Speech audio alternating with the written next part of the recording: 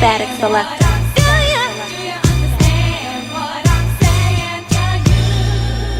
Dig it, F a rap pretty. He talk about it while I live it. Talk about it while I live it. While I live it. F a rap pretty. He talk about it while I live it. While I live it. Talk about it while I live it. Dig it, F a rap pretty. He talk about it while I live it. Talk about it while I live it. While I live it. F a rap pretty. He talk about it while I live it.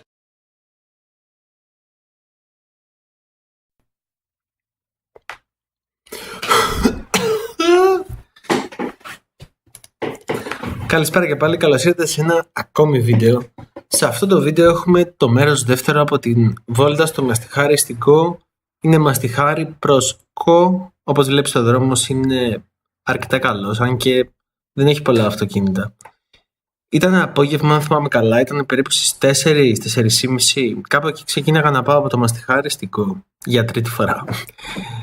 Ο κόσμος μπορώ να πω ότι στην Go σε προσέχανε, δηλαδή είχαν μεγαλύτερη εξοικείωση με τους τουρίστες. Βέβαια αυτό δεν ξέρω αν οφείλεται με τους τουρίστες, με τα ποδήλατα. Βέβαια αυτό δεν ξέρω αν οφείλεται στο ότι νοικιάζεις ποδήλατα στο νησί και είναι ουσιαστικά πιο μικρές κοινωνίες και μπορεί σε ορισμένα γνωρίσματα, όπως π.χ. το ποδήλατο, να τα προσέξεις πιο εύκολα εφόσον προσελκύεις κόσμο για ποδήλατο και έχεις κόσμο που νοικιάζει ποδήλατα. Οπότε ουσιαστικά ξέρεις, ξεκινάει και μπαίνεις στο κλίμα, τα προσέχεις, ξέρεις ότι θα είναι δεξιά, ξέρεις ότι θα είναι 5-6 άτομα, θα είναι κάποιος μόνος του.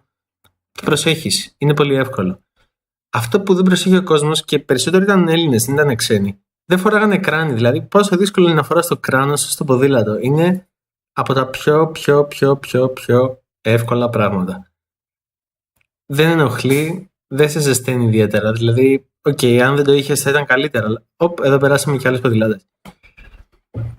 Θα ήταν καλύτερα, δεν θα σε ζέστανε, αλλά την προστασία που έχεις με αυτό, δηλαδή αν πέσεις με 50 χιλιόμετρα και χτυπήσεις με το κεφάλι σου, ας πούμε, το αποτέλεσμα θα είναι πολύ άσχημο. Δηλαδή, αν είσαι τόσο πεπισμένος στο να μην φοράς κράνος, δες μερικά βίντεο τα οποία χτυπάνε και πέφτουν με ποδήλατο, δεν είναι δύσκολο να έχεις χιλιόμετρα σε ποδήλατο. Δηλαδή, λίγη δύναμη να έχεις τα πόδια, λίγο ξεκούρασες να είσαι, 30, 40, 50 για πλάκα και σε ένα ποδήλατο δρόμο, μη σου πω και περισσότερο, αν πώς να σου το πω, τα δώσεις όλα.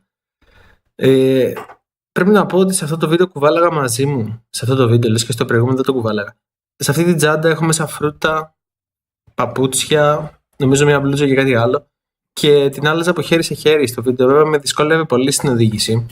Και κάποιο λόγο τα πράγματα μου βγήκανε περισσότερα στο σημάζευμα για την επιστροφή. Και ήταν σχετικά δύσκολο να οδηγήσεις. Δηλαδή, έπρεπε να προσέχεις όταν θα στρίψεις το τιμόνι σου, ας πούμε, αυτή την πολύ μικρή ροδίτσα. Έχουμε σαμποτάζ από τα γατιά, συγγνώμη. Λοιπόν, το παραμικρό βάρος του τιμόνι του ποδηλάτου, γι' αυτό και το έβαλα στο χέρι μου. Δεν είναι καλό να οδηγάς έτσι. Δεν είσαι πολύ ευέλικτος, δεν έχεις καλό έλεγχο του τιμονιού. Παρ' όλα αυτά έπρεπε να γυρίσω και έπρεπε να γυρίσω κάπως. Να τα στείλω κάπως αυτά τα πράγματα δεν υπήρχε τρόπος. Θα μπορούσα βέβαια να τα στείλω με το κτέλ. Το σκέφτομαι τώρα αυτό. Κατόπιν εορτής, πολλά τραγούδια λέγονται. Έπρεπε να γυρίσω με την τσάντα. Λοιπόν, αυτή η τσάντα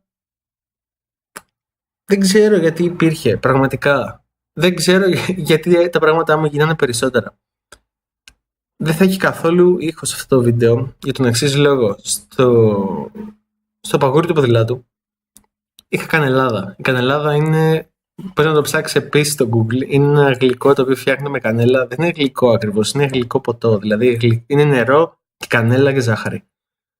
Διορθώστε με αν κάνω λάθος ή ψάξτε το και φτιάξτε το μόνοι σας, είναι πολύ εύκολο. Ευτυχώς που δεν ακούς το γκλιν που έκανε. Πραγματικά στο παγούρι του ποδηλάτου η κανελάδα χτύπαγε σε όλο το δρόμο. Άλλο μέρος να μπει δεν υπήρχε, χώρος δεν υπήρχε, χώρος να τη βάλω καβαλού δεν είχα. Δεν θα έχει ήχο σε αυτό το βίντεο. Βέβαια θα ακούσω εμένα, τι άλλο θέλεις. Τι έτρωγα αυτές τις μέρες που ήμουν στην Go, όσο επιτοπλίστων είχα το πρωί προσπαθούσα να βρω φρούτα. Το πλησιέστερο μινι μάρκετ ήταν 3 χιλιόμετρα, δεν είχε φρούτα, είχε μόνο θυμούς και νερό, οπότε την έβγαζα έτσι μέχρι το μεσημέρι. Αν θα πήγαινα κάπου, θα έπαιρνα από εκεί και θα τα έτρωγα εκεί. Και για μία ακόμα φορά έκλεισε το GoPro Studio. Φτιάξτε το καλύτερα. Κλείνει κάθε φορά που κοιτάς ένα βίντεο όταν θες να το κάνεις edit. Επιστρέφω αμέσως. Για μία ακόμα φορά το GoPro Studio με έκανε περήφανο. Κόλλησε πάλι. Τι να κάνουμε, προσπερνάμε Μπορεί να χάνεις τον ηρμό σου, μπορεί να χάνεις αυτό που έλεγες, αλλά συνεχίζουμε. Λοιπόν, αυτό που έλεγα ήταν το εξής. Φρούτα έτρωγα από που έβρισκα από έξω. Μπορώ να πω ότι είχε ωραία καρπούζια, μπανάνες, εντάξει, κλασικές μπανάνες, οι οποίες μοιάζουν λίγο με χαρτοκιβώτιο, λες και τρως αφρολέξ, αλλά τι να κάνεις, πρέπει να βάλεις τη ζάχαρη σου, πρέπει να βάλεις τα μούρα σου για να μπορείς να φας τις μπανάνες. Δυστυχώς οι μπανάνες δεν είναι αρκετά γλυκές. Οι μπανάνες που καλλιεργούνται πλέον κόβονται πράσινες και δεν οριμάζουν. Πρέπει να τρως τις μπανάνες τσίταχ, στις οποίες μιλάω για άλλο βίντεο. Είναι μπανάνες οι οποίες τρέχουν 60 και 70 χιλιόμετρα την ώρα. Χρειάζονται έμπειροι ποδηλάτες για να τις πιάσεις. Πρέπει να προσπαθήσεις. Είναι το καλύτερο φαγητό που μπορείς να φας για ενέργεια, ευεξία, καθαρό νου. Τι άλλο θέλεις? Τι άλλο θέλεις να φας? Δηλαδή, τι άλλο θέλεις? Θες να φας και ρύζι? Φάει και ρύζι. Θέλεις να φας και μαύρο ρύζι? Φάει και μπλε ρύζι. Μπλε δεν ξέρω αν υπάρχει. Ξέρω ότι σίγουρα υπάρχει μοβ, το οποίο είναι με μούρα. Ταϊλάνδη. Ωραία πράγματα. Μετά τα φρούτα λοιπόν που λες, που έτρωγα το μεσημέρι, συνήθως έτρωγα κάτι σε όσπρια το βράδυ ή σε μακαρόνια ή ό,τι είχε το ξενοδοχείο. Δηλαδή, μπορεί να είχε τη μία μέρα μπριάμ, την άλλη μέρα να είχε πατάτες τηγανιτές. Πρόσεξε τώρα, πατάτες τηγανιτές μήπως γιατί έφαγες? Είναι vegan, έφαγα 2 φορές. Όχι, έφαγα 3 φορές. Μπορεί για 4. Έφαγα 4 φορές τις διακοπές πατάτες τηγανιτές και είναι 100% vegan. Τι άλλο έτρωγα? Έτρωγα ρύζι. Μαγείρεψα στο σπίτι, στο ξενοδοχείο αρκετές φορές μακαρόνια με μανιτάρια, τα οποία ήταν πολύ εύκολα, πολύ γρήγορα. Και με χόρτασαν, δηλαδή. Με ένα πακέτο μακαρόνια δεν μπορείς να βγάλεις από το μεσημέρι και μετά, σίγουρα μπορείς. Και πραγματικά θα έχεις ενέργεια, θα είσαι χορτάτος, δεν θα είσαι αυτό το ζόμπι που είναι όταν τρως κρέας. Και πού είμαστε? Ναι, τώρα σιγά σιγά φτάνουμε στην ΚΟ και πρόσεξε να δεις τώρα τι παράπονο έχει ο Βασίλης, παύλα καταφερτζής, παύλα blue collar hustler.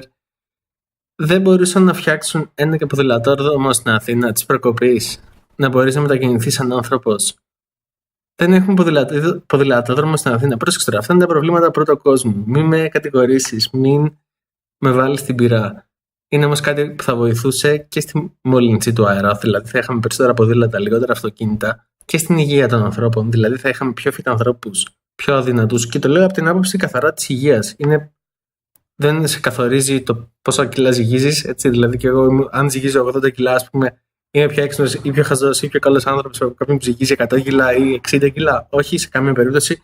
Το βάρος που φοράς δεν έχει καμία σχέση με το αν είσαι καλός ή κακός άνθρωπος.